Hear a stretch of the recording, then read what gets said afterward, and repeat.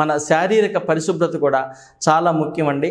బయట ఎక్కడికైనా వెళ్ళొచ్చినప్పుడు కానీ ప్రతిసారి మనం సబ్బుతో చేతులు కడుక్కోవటం, అలాగే శానిటైజర్స్ యూజ్ చేయటం కానీ, అలాగే మాస్కులు యూజ్ చేయటం కానీ. అంటే మాస్క్ యూజ్ చేయటం వల్ల చిన్న చిన్న ప్రాబ్లమ్స్ కూడా ఉన్నాయి. మనం పద్దాకలు మన చేతులతోటి ఆ మాస్క్ను సరి చేసుకోవడం అది కూడా క్షేమకరం కాదు. ఎందుకంటే ఆ చేతులతో తగిలినప్పుడు, ముఖం మీద తగిలినప్పుడు కూడా ముక్కు నుంచి మళ్ళీ ఈ వైరస్ స్ప్రెడ్ అయ్యే అవకాశం ఉంటుంది. కాబట్టి కొంచెం ఇలాంటి చిన్న చిన్న జాగ్రత్తలు రెగ్యులర్గా నిత్యం సోప్తో వాష్ చేసుకోవటం, కొత్త మనుషులు కొంచెం దూరంగా మనం 3 నుంచి 6 అడుగుల దూరంలో ఉండి మాట్లాడటం, అందరూ కలిసి 10 మంది గుమికూడే దగ్గర మనం ఉండకుండా ఉండటము, ఇలాంటి చిన్న చిన్న జాగ్రత్తలు తీసుకున్నట్లయితే కనుక మనకి సాధ్యమైనంత వరకు ఈ వ్యాధి బారిన పడే అవకాశం ఉండదండి.